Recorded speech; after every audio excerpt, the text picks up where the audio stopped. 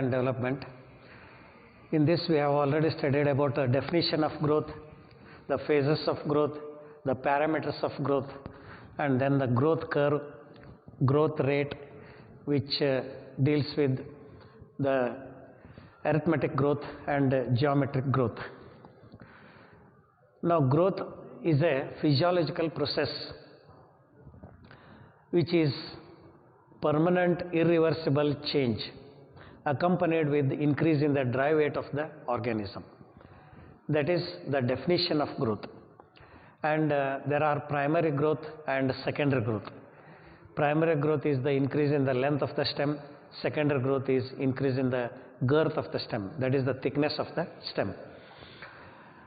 Then after studying the conditions for growth, that is the factors affecting growth, there are some three terms related to growth. So they are differentiation, then de-differentiation, then redifferentiation. So what is the differentiation? What is de-differentiation? What is redifferentiation? So differentiation means it is usually referred to the tissues which are present in the plant. Now whenever in the case of growth, we have studied the phases of growth, that is meristematic phase, elongation phase, maturation phase. So in the meristematic phase, the cells divide by mitosis, and these cells which are produced by mitosis, so they enlarge by the protoplasm synthesis, elongation phase. Now after the daughter cells elongate, so these newly formed daughter cells, they differentiate to form various kinds of tissues like parenchyma, collenchyma, sclerenchyma, xylem and phloem. So this is called as a differentiation. So differentiation means the meristematic tissues, when they give rise to permanent tissues, in other words. So the meristematic tissue, they divide and give rise to the cells. Those cells will differentiate. Maturation phase it is actually. So they mature to form a particular type of tissue. They perform a particular function, and that is differentiation. So this permanent tissues, when they are formed, it is differentiation. Now sometimes what happens in course of time in the plant itself, which we have come across in the secondary growth. So when we study about secondary growth, we come across that the permanent tissues, especially the living permanent tissues like parenchyma and collenchyma. Sclerenchyma is a dead tissue. So this parenchyma or collenchyma, they, what happens in permanent tissues, there is no power of cell division. The main important difference between meristematic tissues and permanent tissues is meristematic tissues retain the power of cell division, whereas permanent tissues, they have lost the power of cell division. So these permanent tissues like parenchyma and collenchyma, so when they have lost the power of cell division, or they are not having the characteristics of meristematic tissue, when these permanent tissues like parenchyma and collenchyma, they acquire the meristematic properties or the characteristic features of the meristematic tissue, so then we call it as de-differentiation. So when this permanent tissue becomes meristematic, so it is called as de-differentiation. That is second one. Differentiation means the meristematic, they have become permanent. They have lost the power of cell division. Now when these tissues, they regain, they restore the meristematic properties and continue to divide, that is called as dedifferentiation. So the permanent has become meristematic. Now these meristematic, when again they become permanent, that is called as redifferentiation. So already they have been differentiated here. Again the meristematic becomes differentiated. That is in the second step. That is redifferentiation. So like that, differentiation, dedifferentiation and redifferentiation. These are the terms which are related to the growth. So growth actually takes place by the cell division, that is differentiation. The meristematic tissues, they divide and gives rise to the permanent tissues, differentiation, maturation. This is one. Now in the course of time, when secondary growth takes place, during secondary growth what happens, the permanent tissues, especially parenchyma and collenchyma, they undergo dedifferentiation. They acquire the properties of meristematic tissue. That is called as dedifferentiation. Then when that meristematic tissue again differentiate into some type of tissue, it is called as redifferentiation. Like that, during growth we come across differentiation, then redifferentiation and dedifferentiation. Then related to growth, so we come across an important aspect, that is called as plant growth regulators. They are commonly called as PGRs, plant growth regulators. Plant growth regulators are also called as plant hormones, or they are also called as phytohormones. So another name for this. Now what are the plant regulators, plant growth regulators?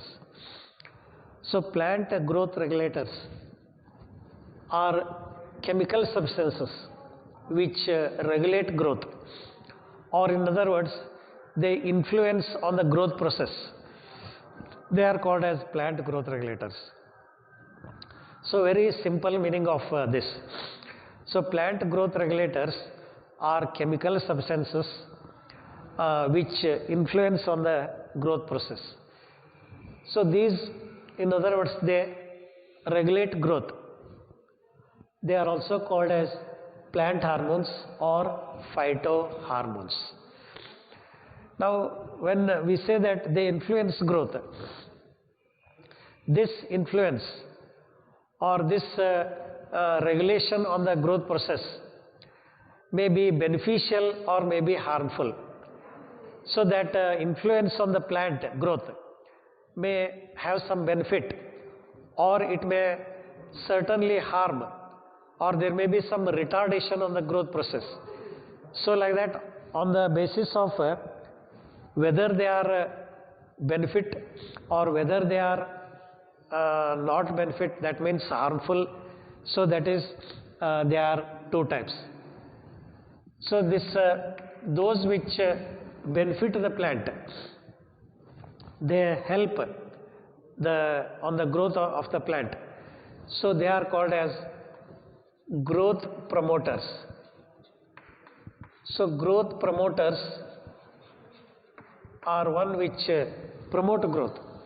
They benefit growth. That means they have positive effect on the growth process. They are beneficial. They are useful to the plant. So that is why they are called as promoters. They promote growth. Promotion, we say. Now those which harm to the growth or they stop the growth, they are called as growth inhibitors. They inhibit growth. They retard growth. So there are certain hormones, there are certain growth regulators which benefit the growth or which harm the growth process. So those which benefit, they are called as growth promoters. Those which retard growth, they are called as growth inhibitors. Now growth promoters, for example, auxins are one group of such substances, and there are also what are called as gibberellins, and there are cytokinins. So these are some examples. And inhibitors, abscisic acid is one example, and also ethylene is also another substance which influence the growth process. So growth promoters and growth inhibitors are both influencing the growth either positively or negatively. So these are on positive effect, these are of negative effect. Now this is what are growth regulators or plant growth regulators or phytohormones, or they are also called as plant hormones. So these hormones, they either promote growth or they retard growth. That is how the growth inhibitors and promoters they influence the growth. So these are some examples. Now one by one we shall study about these auxins, how they affect, which part of the plant they affect, and cytokinins, abscisic acid and ethylene. Now first group of hormones, what are called as auxins. So auxins are one group of growth promoters which influence on the growth process. They benefit the growth process. Now we shall see how, before going to the effects of auxins, so just an introductory part of the auxins, about the discovery of auxins or the general discovery of this auxins or the effect of these auxins. Now actually auxins word has been obtained from the word auxere. So auxere means to grow. It is a Greek word which as the chemicals influence on the growth process, hence they were called as auxins. Now auxins, they were first discovered, a brief introduction of these auxins. So they were first observed by Charles Darwin and his son Francis Darwin. So Charles Darwin and Francis Darwin, when they were observing the plants, especially a plant called as canary grass, so they were probably observing in relation to maybe evolution or some other structure, because Charles Darwin is mostly concerned with evolution. So when he was studying the characteristics of that plant, he was observing the plant characters. That is when he was observing the canary grass plant, when these two were observing, they noticed a chemical in the plant. They identified that a chemical which is present in the plant, or there is a substance which is produced by the plant, and that chemical substance influence on the growth process. So that is how auxins were first discovered. However, Darwin did not give the detailed nature or the detailed aspects of that substance, where it is produced and how it will influence the growth process. All that aspects he did not explain. But however, he gave a clue about the presence of such substances which influence on the growth process. So this is how auxins were first discovered. But later experiments were conducted about the presence of this substance in the plant. So two scientists went and went. FA went and FW went actually. So they observed that this chemical substance is present in the tips of the stem and also tips of the root. So at the tips of the stem they are present, and they confirmed the presence of this. And later another scientists, Boyson and Jensen, they conducted experiments on a plant which is called as Avena, which is commonly called as oat.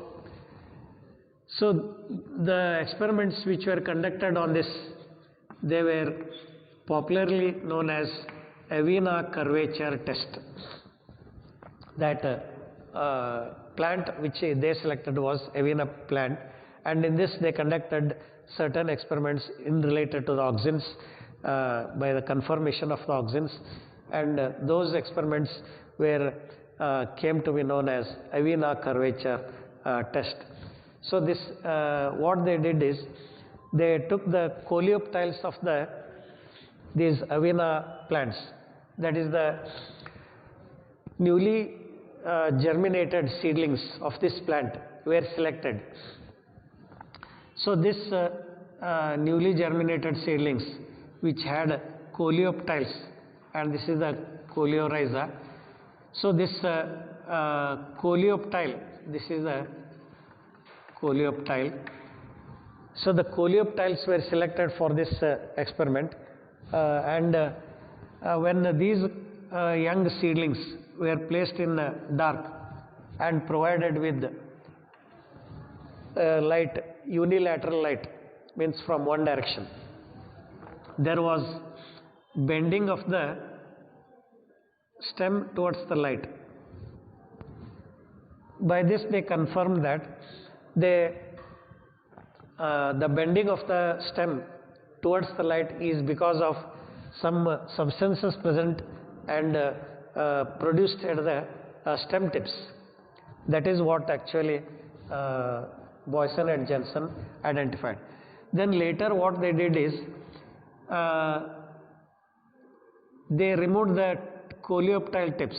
So the coleoptile tips was removed, and when light was provided from one direction, there was no bending of the stem towards the light. So the bending of the stem was completely absent, and this is because the substances which are produced at the tip of the stem, as the tips were removed, so hence that bending was not influenced by the light which was provided from one direction. And later what they did is they placed an agar block on this cut end and then placed the coleoptile tips. The coleoptile tip was removed, but the tip was placed on the cut end of that coleoptile with a small piece of agar block. So a small agar block was placed there, and on that the coleoptile tip was placed. Now the coleoptile tip which was present here, so now there was bending of the stem towards the light. So when the agar block was there, when the coleoptile tip was there, there was bending. But when the coleoptile tip was not there, only the cut end of the coleoptile did not show bending towards the light direction. This shows that a substance which is, or in other words, the bending of the coleoptile is caused because of the substance produced at the coleoptile tips. So even if the agar block is placed, the substance which is produced at the coleoptile tip, so that substance diffused through the agar and caused influence on the lower part of the stem, and thus the bending of the plant or the bending of the stem was seen in the agar or of this stem. So this is a Avena curvature test which was explained by Boyson and Johnson. So this shows that these auxins, but even then the chemical substance was not named as auxin. So later this substance was named as auxin. So auxins were named so because auxere means to grow. And even another scientist called as Kogel, he also observed that this chemical substance is also present in the excretory product of human beings. So there he identified about 40 milligrams of such substance was found in some 100 ml of such excretory material. So that is where even auxins are present in such source also. That was first identified this by Kogel. So later these substances were named as auxins. And auxins, when they were studied, and the chemical nature of the auxins were found to be identified, and they were found to be indole 3-acetic acid. So this indole 3-acetic acid is the chemical name of this auxin. So indole rings. So to the third position of the indole ring, acetic acid is attached, and that forms indole acetic acid. And even there is one more type of auxin which is called as indole butyric acid, also called as IBA. So these are the two natural auxins which are found in the plants. The most common is IAA, indole acetic acid. Indole butyric acid is also found in plants, and this is a natural auxins which are found in the plants. Similar to these natural auxins, there are certain synthetic auxins which are also produced artificially. Now see, these synthetic auxins, they are used for various agricultural and horticultural purposes. Now for example, naphthalene acetic acid is one artificial auxin which is called as NAA. This is one naphthalene acetic acid. And 2,4-dichlorophenoxyacetic acid. So this is another which is used commonly for various aspects in horticulture and agricultural purposes. So naphthalene acetic acid, NAA, 2,4-dichlorophenoxyacetic acid, and even there is one more 2,4,5-trichlorophenoxyacetic acid. It is called as 2,4,5-T, it is referred as. And in addition to this, there is indole propionic acid, indole pyruvic acid, but these are not called as IPA because there are two types here, indole propionic acid, indole pyruvic acid. So these are also artificial auxins. So like this, there are still many more types of artificial auxins which are practically used in agricultural and horticultural purposes or the gardens. Now these are synthetic auxins. They are used for various purposes or applications which we can say. So there are what are called as the practical applications of auxins. So for what purposes these auxins are used?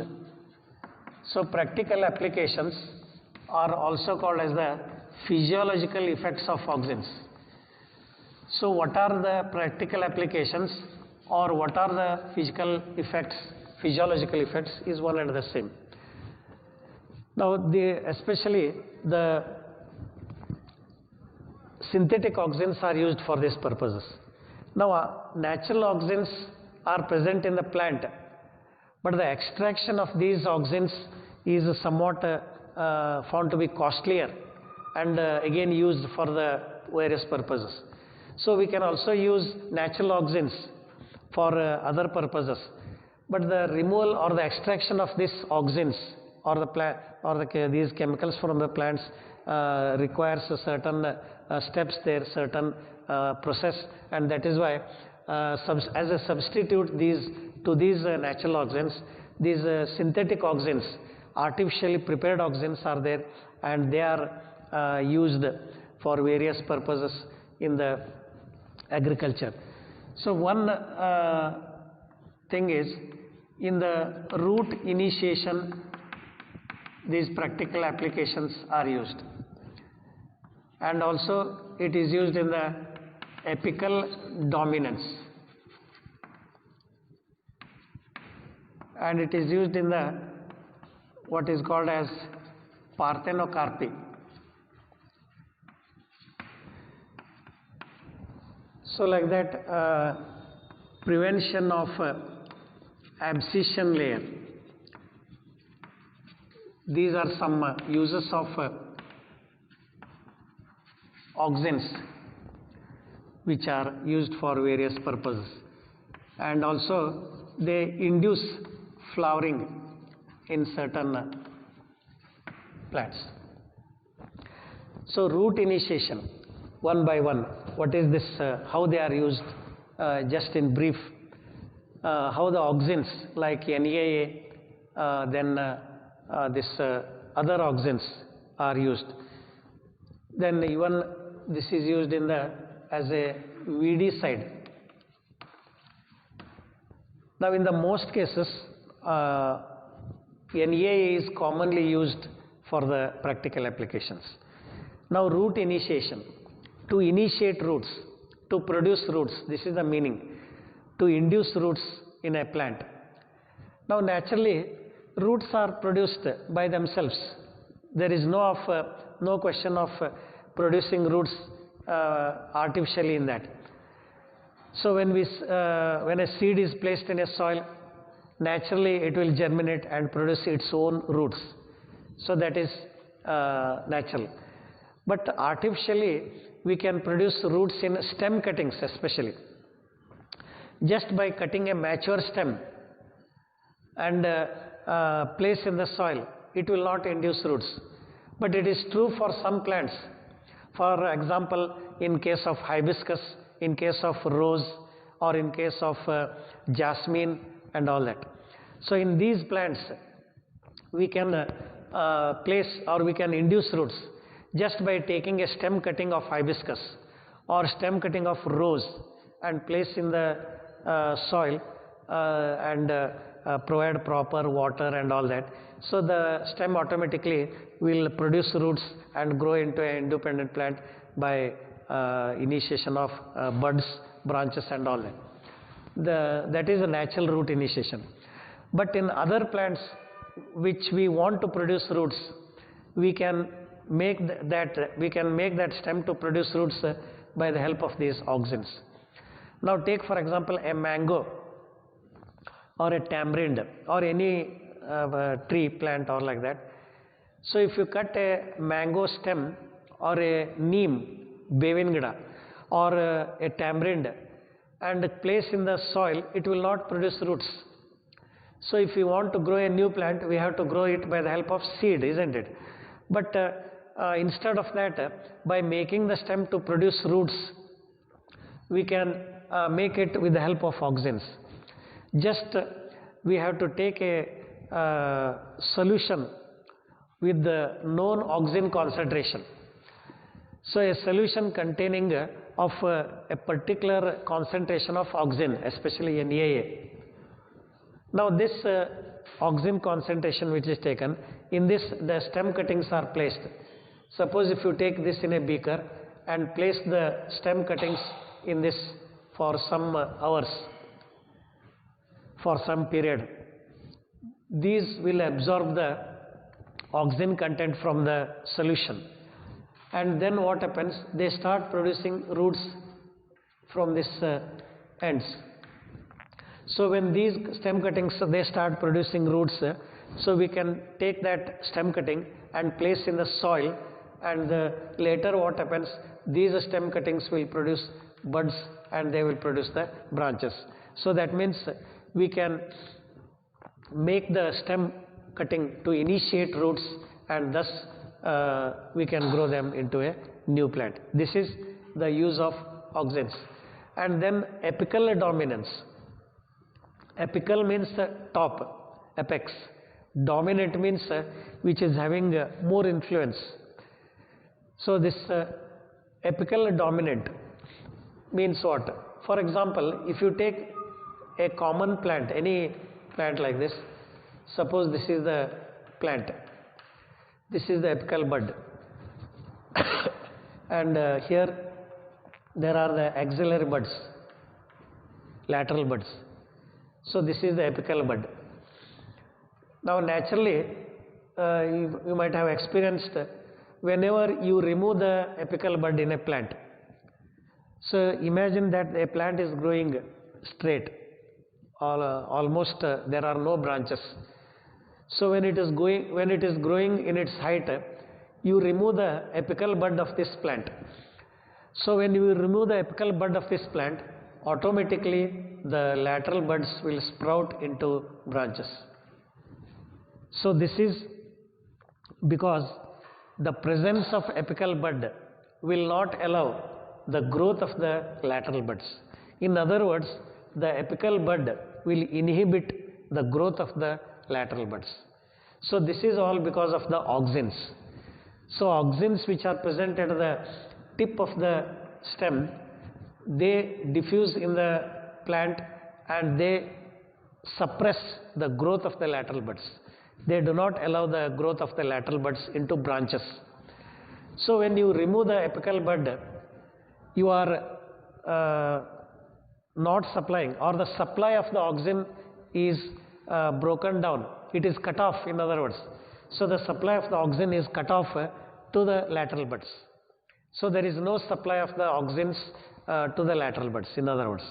So when there is no supply to this of the auxins, so these lateral buds will grow into branches. This is what is called as apical dominance. That means the apical bud is dominant over the lateral buds. So this apical bud, when it is present, it will not allow the growth of the lateral buds. That is the meaning. So apical bud is always dominant over the lateral buds, and when apical bud is removed, the lateral buds will grow into lateral branches. Now this is the meaning of apical dominance. Now how this is applied? This by the use of auxins. This phenomenon is applied for the storage of potatoes and also even onions. Especially potatoes are used for this, and also onion also is used. Onion tubers, onion bulbs are used for the storage. Now in the potatoes, take for example a potato. In the potato there are small depressions which are actually referred as eyes. So these potato which are having small depressions called as eyes, when you place a potato in a cool climate or in a moist place, you can see the potato becomes somewhat green and small bud-like structures are produced from these regions. So what is this? Actually potato is a stem modification, remember. So in the stem modifications we study this. So potato tubers, what we use, they are the modifications of stem. So these regions which we call it commonly as eyes, they are actually the regions of lateral buds or the axillary buds. So because so when you place the potato in a cool moist place, we can see small bud-like structure appearing on this region. Now this gradually becomes large and grow into leaves like this. So this is actually the lateral bud which grows there. So that means the auxins which here what we have said here, the auxins when supplied to lateral buds, they stop growing. When there is no auxin, the buds will grow. So here these potatoes, when they produce the buds like this, it is because due to the absence of the auxins. When there are no auxins, the lateral buds grow. Here also when there are no auxins, the lateral buds grow. So if the lateral buds grow on the potato, so this potato is actually somewhat not properly, means it cannot be consumed properly, or it should not be consumed, in other words. So that means the buds which are produced here, when they produce, we can grow them into a plant. If you remove this part, they will grow into a plant there. So to suppress the growth of the buds, if the buds grow on the potato, the value of the potato will be reduced. It will not have value, nutritional value will be reduced, in other words. So that is why we should not allow the growth of these buds on the potato. So these buds can be suppressed by the addition of, or by the spray of auxins to this potato. So potato tubers can be stored for a long period by spraying auxins on the potato, and that too known concentration of auxins. So when auxins are used in excess, it will show adverse effect. So the one point to just remember here, when I was telling about root initiation, I said that when we take auxin solution here and place the stem cuttings, roots are formed. This solution should be of a known concentration. So we cannot take any amount of auxins in that solution. There is a particular measurement for that, which we are not supposed to go into that detail. So here we have to take a particular concentration for a particular amount of water. So for 100 ml of water, there is some particular concentration which we have to take. Suppose if you take excess of auxins in this, it will not produce roots. So excess of auxins also will inhibit the root initiation. See, under known concentration there will be root initiation, but under excess of auxins there will be no root initiation. Instead, excess of auxins will inhibit the formation of the roots. So like that here, the auxins which are sprayed to the potato tubers for the storage, it is also of known concentration. Excess of auxins should not be sprayed to the tubers. Like that, potato tubers can be stored by spraying auxins to the potatoes. When we spray auxins, these buds will not develop, and hence these potatoes will be kept as fresh as they are, and they can be consumed without any doubt there. That is the use of these auxins. So today also potatoes and onion bulbs and such kind of tubers, like even beetroot and all those are stored in large scale by spraying auxins. Now we cannot store potatoes in our house in a large scale. Suppose assume that if potatoes are very cheap in the market or onions are very cheap, we cannot buy a large quantity and store them in our house. So if you do so, most of the potatoes will germinate, will produce these buds, and these potato tubers are spoilt. They cannot be consumed.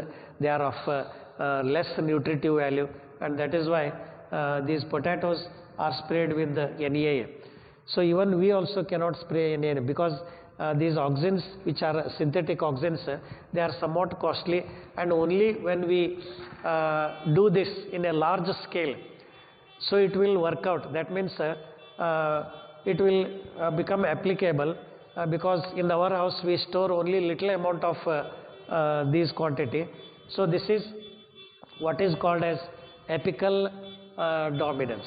So that means we can this phenomenon is applied for the storage of potatoes and onion bulbs.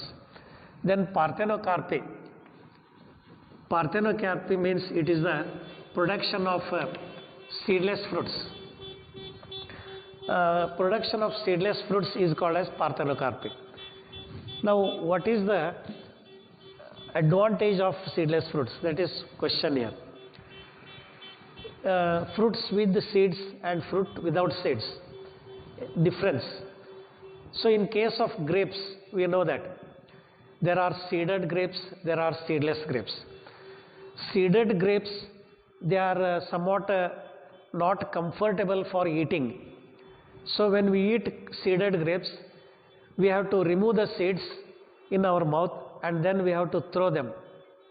But seedless grapes, we can easily, without any difficulty, easily we can swallow them or easily we can consume them without any difficulty or such kind of problems we don't have for swallowing. So that means the seedless fruits are more comfortable or more beneficial than the seeded fruits. And these seedless fruits, they are only applicable for small seeds. But for big seeds, it is having advantage. But small seeds, even if they are seeded, there is no problem. For example, take tomato. Tomato is having seeds. So today we are eating, generally we eat tomato along with seeds. That means the seeds do not become a problem for us for eating. So if the same seeds are large, they will become somewhat uncomfortable for our eating. So like that, seeds when they are large, such kind of fruits should be seedless. Seeds when they are small, for example, tomato, brinjal, then even guava plant. So all the fruits, they, even if they are having seeds, there is no any problem for eating. We can comfortably eat them. But large seeds are somewhat uncomfortable. Suppose if take watermelon or sapota or like that, if that fruit is seedless, it is advantage for us. So here flowers of some plants, this is not applicable for all plants. Auxins when sprayed to some plants, they produce seedless fruits. So these seedless fruits are by the influence of spraying auxins to the flowers which produce fruits without seeds. That phenomenon is called as parthenocarpy. So parthenocarpy is the production of seedless fruits by the spraying the auxins, again of known concentration. So always whenever we use auxins for any application, they are of particular concentration should be used. So when there is variation in the concentration, we will not get proper result. So that result will be somewhat having adverse effect on the that part. That is parthenocarpy. Then prevention of abscission layer. Now what is this abscission layer? Now suppose if you take a leaf or if you take a fruit. So in some plants we might have observed, so almost you might have observed, when fruits are small, we see these fruits, they fall down due to some reasons. In coconut plant also you might have seen small coconut fruits, they fall from the plant. And even in case of mango or even in papaya plant, you might have seen. So in mango plant, when you have seen, when the mango fruits are very small, we can see some of the mango, these small immature fruits, they fall down, and that means it is somewhat a disadvantage to the plant. So and also it is a disadvantage for the consumer there, what we use. Now why these fall? Again question here. Why these fruits when they are small, when the coconut is of certain size, when the mango is of small size, why they fall? It is because suppose this is a fruit, this is the stalk of the fruit. Here there is a layer which is formed in the stalk of the fruit. A dead cell layer is formed there. So where this stalk becomes weak and this fruit will break at that point.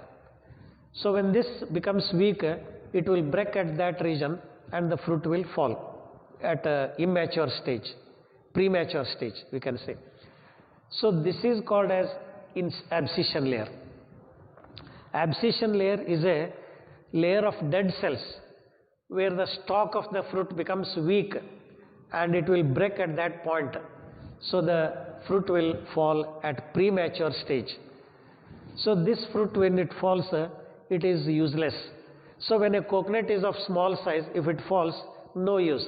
If the same coconut remains in the plant, it becomes large, one or the other day it will be useful by some person. So we can use that fruit.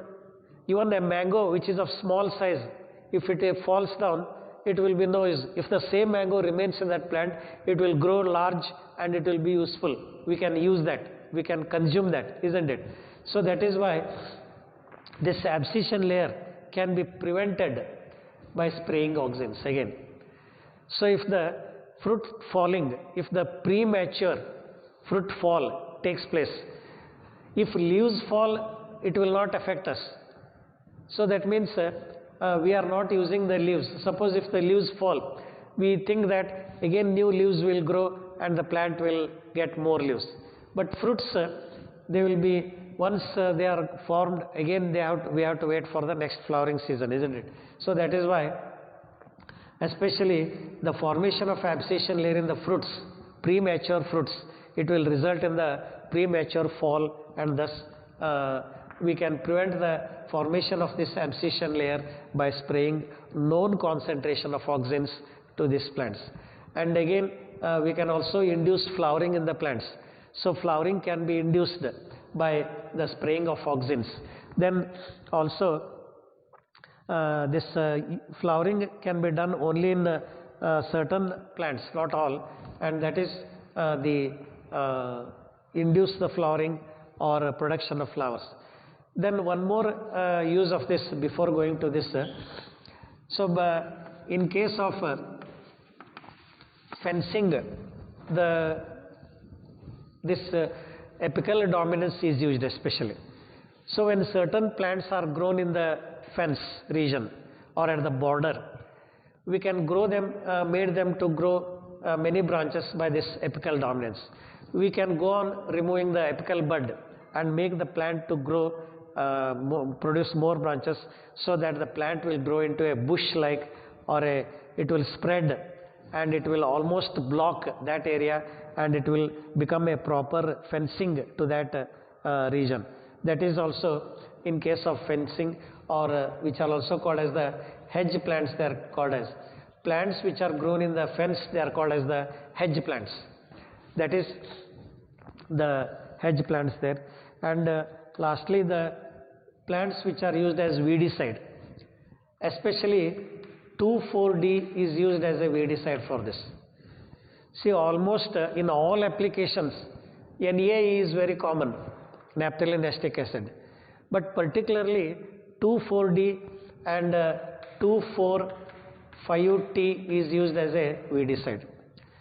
Now out of these two, this is most commonly is used, 2,4-D. Now 2,4-D is a weedicide, one which kills weed. Side means to kill. So whenever we have the word ending with side, it means to kill. Suicide we call as, means a self-killing. When a person kills himself, we refer it as suicide. So here sui means actually self, killing himself or herself is called as suicide. So like that, insecticide, one and a chemical which is used to kill insects, pesticide, bactericide, fungicides, they are all agents which are used to kill a particular group of organisms. Like that, one which is used to kill a weed. Weed, what is weed? First we have to see. We have to know what is weed. A unwanted plant in a crop field is called as weed. So in a crop agricultural field there, so when we remove certain plants which we are in not need, if you are growing groundnut, if you are growing jawar in that field, we usually remove certain plants which are not necessary other than that crop. So it may be grass or any other plant, need not only compulsorily grass, any plant may be a weed. So these unwanted plants in the agricultural crop fields are called as weeds. So to kill these weeds, auxins are used. So just by spraying 2,4-D in a field, especially in case of monocot plants where monocots are grown like jawar, wheat, like that, not cotton, dicot weeds can be killed. See, weeds are also specific killing. They do not damage the crops. They do not harm the crops. They only damage or they only destroy a particular group of plants which we call them as weeds. And so 2,4-D is commonly used in monocot plants where they are grown. So dicot weeds are easily destroyed, and thus weedicide 2,4-D is the commonly used weedicide than 2,4,5-T, because this is more poisonous than 2,4-D. So the reason is, suppose if 2,4-D is sprayed to the field, so even if cattle feeds on the grass or any other weeds there, so it will the harm or the damage is not considerable there. It will not be more, but it will be damaging to the plants there. But 2,4,5-T is highly toxic. So that is why mostly or practically this 2,4,5-T is not sprayed to the fields, and 2,4-D is commonly used in the fields.